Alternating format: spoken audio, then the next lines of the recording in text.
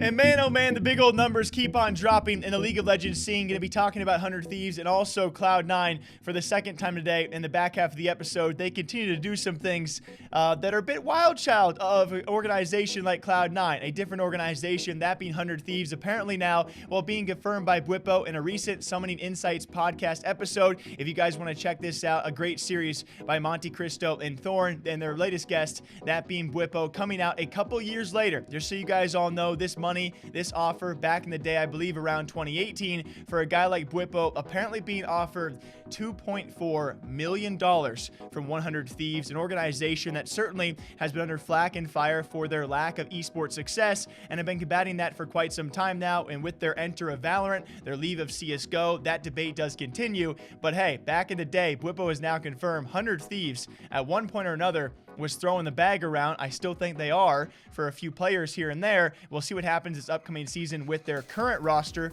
And of course, Bwipo, that never happened, but almost did for $2.4 million. Have you got a sexy one? Well, sorry? TSM? Did TSM Cloud9 offer you? Who offered you? Come on. No, I mean, it was 100 Thieves. Okay. They put 2.4 million for a 3-year deal in front of my nose. All right. Wow. By the way, remember, Bwipo the year before this year was playing in Turkey, Monty. And someone came to 2 years before. Someone came to him and goes, you know what? You've had one nice year as a rookie. And by the way, maybe Suarez stays, $2.4 million sound good? How quickly did you turn it down? That's what I want to know. Did you have showers? Were you just thinking about $2.4 million? What was going on? On the same day, I knew I wasn't going to take it. Because how could I? That's the story, right? We went from Europe never making it anywhere past semifinals, which was once, to world finals, and I was a part of that, right? So how could I accept an offer that was that? And that was before negotiation. So you can. And of course, now we're hearing, thanks to Jacob Wolf and people like Travis Gafford, some record-breaking amounts, with Bjergsen being retired and Jensen maybe signing some record-breaking contracts. 2.4, flip that around, $4.2 million potentially for a 3-year deal. It's just crazy to see the money being thrown around in League of Legends. And what I compare this to, because of course, when you hear this, the loyalty of a player to an organization and to a team and to a roster, you get all the more respect for someone like Bwipo to turn down that amount of money. And yeah, that'd be a gigantic move, but you hear him go on to say he's not going to get anywhere near that money staying in Europe. And we see this time and time again across esports, with European players typically moving to North America for some bigger checks. It's just how the esports scene does go. I relate this to Call of Duty. In case you guys missed a story we covered many months ago, Hook for Call of Duty and Dallas Empire taking a $100,000 pay cut. He's just a kid, by the way, and that was probably a majority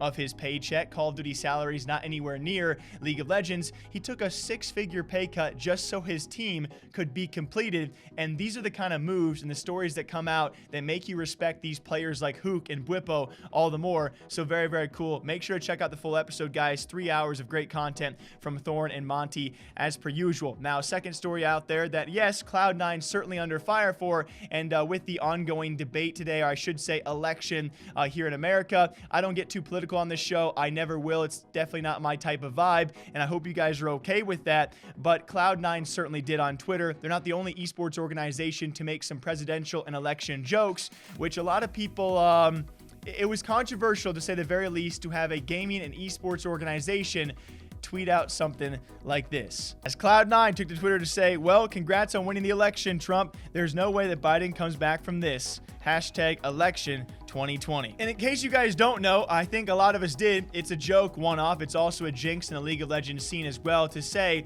there's no way this is going to happen. And then evidently it does end up happening. It's kind of a curse and a jinx and a joke tweet out there. So Cloud9 hinting that they're cheering for Biden, right? That's what they're kind of leaning at. Although it depends how you guys take this. I really don't want to dive too far into this one, but I am curious what you guys think, because there are going to be a lot of people, despite what you think or what I think, there are a lot of people out there that either A, find this funny and don't really care, or B, they find this controversial and think that a gaming organization should not be putting these kind of political things out there. And I think both sides certainly have their fair reasons to think that way. I personally would say this is funny, but, you know, should it be happening? I don't know. We see a far majority of esports organizations not doing something like this. And of course, I look at my boy Portillo if you guys don't know his background story, and apparently, you know, Jack, despite his tweets, you know, these kind of things do have to be approved before they go out there, right? Typically, this goes through a reign of things before it's just put out there by a social media manager. Portillo, man, yeah, he's a wild card as well. But I will say, other orgs like XSET, if you guys don't know, have been joined by former FaZe Clan president Greg Selko, Clinton Sparks, other former FaZe Clan members. XSET tweeted out this. So if you think Cloud9's is bold and a bit controversial, then this one certainly is too. For me personally, you know, not my kind of thing. I do like talking about it and kind of picking your brains as to what you guys think. Cloud9 under fire yet again. If you missed our story this morning, and of course last night, they actually signed a 13-year-old League of Legends star and streamer, that being General Sniper. 2 hours later, terminated his contract based off rules by Riot Games and the LCS that he has to be at least 15 years old to be signed to a franchise organization like Cloud9. So not the best of days for Cloud9, but certainly they're being talked about at the very least. What do you guys think about this? Until next time, you know what to do, all right? Stay hydrated. I'll see you guys back here sometime soon. Take care.